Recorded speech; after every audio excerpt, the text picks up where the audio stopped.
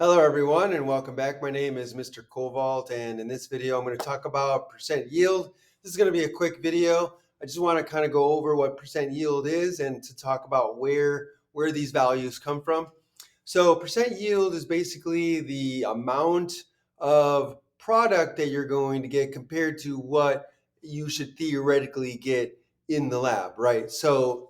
Um, so if everything worked perfectly in the lab and you didn't lose any product and everything worked according to what should theoretically be gotten from your experiment, then you would have 100% yield from your reaction. But that is not hardly ever the case, if ever the case, that you're going to get 100% yield.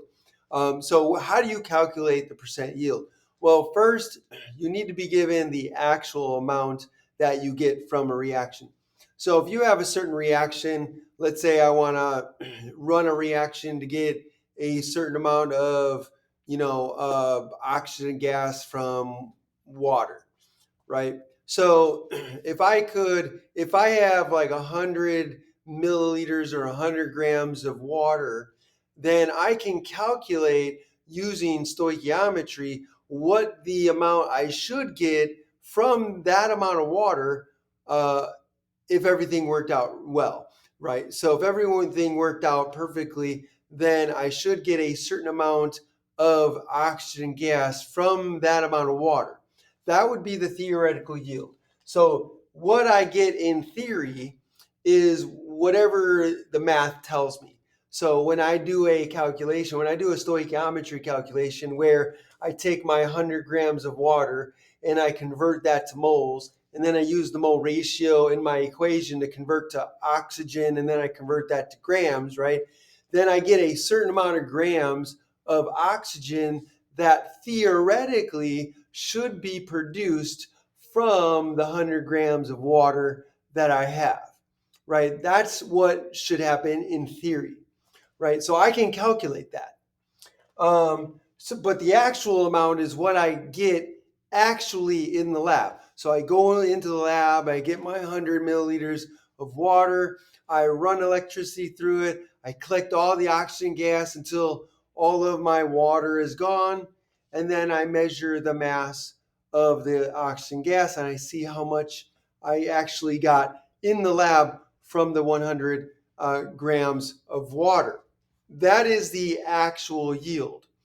And so, in order to find out what the percent yield I get, I take the actual yield that I got from the lab. Now, well, before I get to the next point, I'll just finish this point.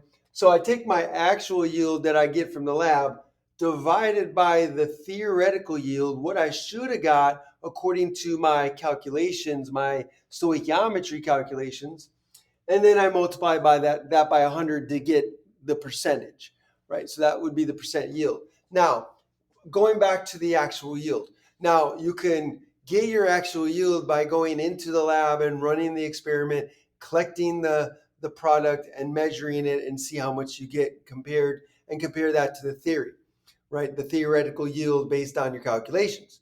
But if you're doing a percent yield problem, you're not going to go in the lab and get the actual yield. You have to be given the actual yield. So they're going to give you the amount in the problem of what you actually got, right? So they'll say something like,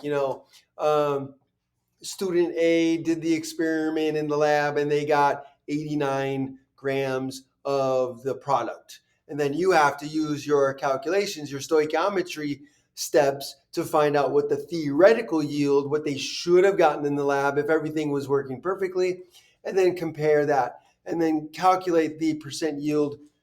Again, it'll be the actual yield that they give you divided by the theoretical yield that you calculated using stoichiometry, multiply that by 100, and you'll get the percent yield.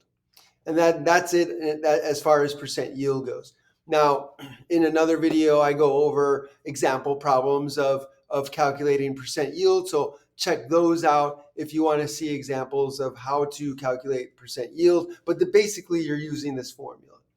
That's it for this video. Thanks for joining me. If you enjoyed this video, if you learned something from this video, then please, by all means, like the video, share the video, hit that like button, subscribe to my channel, hit that notification bell. When you do, make sure you click all so you can be notified by all the videos I put out.